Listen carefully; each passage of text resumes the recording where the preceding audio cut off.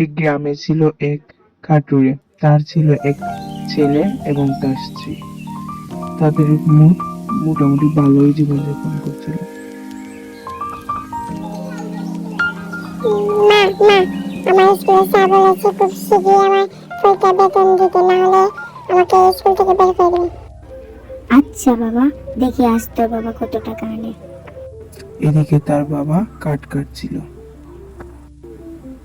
কাঠ কেটে বাড়ি আসার পথে সে একটু গাছের তলায় বিশ্রাম নিল।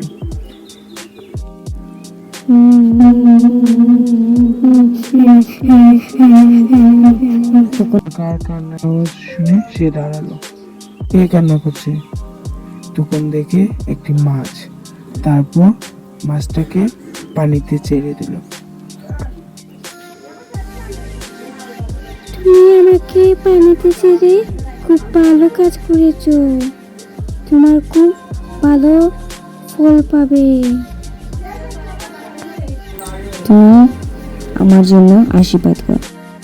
তখন দেখে তার সব কাজ শোনা হয়ে গিয়েছে। তারপর সে খুব খুশি হলো।